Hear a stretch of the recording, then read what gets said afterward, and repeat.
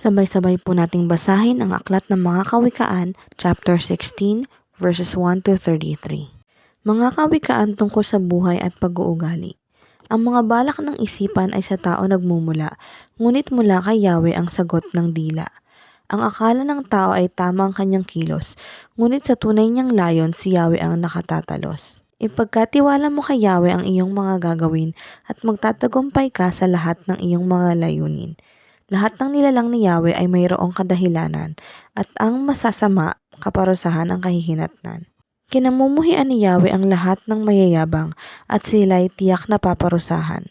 Katapatan kay Yahweh, bunga ay kapatawaran, ang sa kanya'y gumagalang at sumusunod, malayo sa kasamaan.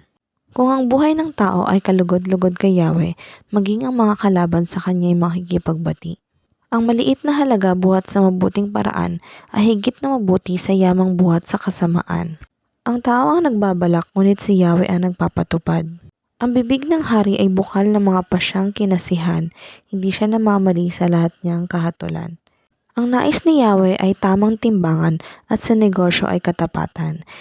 Di dapat tulutan ng isang hari ang gawang kasamaan pagkat ang katatagan ng pamamahala ay nasa katarungan. Ang nais pakinggan ng hari ay ang katotohanan at ang nagsasabi nito ay kanyang kinululugdan. Sinisikap ng matalino na masiyahan ang kanyang hari. Kapag nagalit ang hari, may buhay na masasawi. Ang kagandahang loob ng hari ay parang ulap na makapal, may dalang ulan, may taglay na buhay. Higit na mainam sa ginto ang magkaroon ng karunungan, at higit kaysa pilak ang magtaglay ng pangunawa. Ang landas ng matuwid ay palayo sa kasamaan, ang maingat sa paglakad ay nag-iingat sa kanyang buhay. Ang kapalalo ay humahantong sa pagkawasak, at ang mapagmataas na isipan ay ibabagsak. Higit na mabuti ang mapagpakumbaba kahit na mahirap, kaysa makihati sa yaman ng mapagmataas. Ang sumusunod sa payo ay mananagana, at mapalad ang taong kay Yahweh ay nagtitiwala. Ang matalinong tao ay nakikilala sa kanyang pangunawa, ang matamis niyang pangungusap ay panghikayat sa iba. Ang karunungan ay bukal ng buhay para sa matalino, ngunit mahirap maturuan ang mangmang na tao.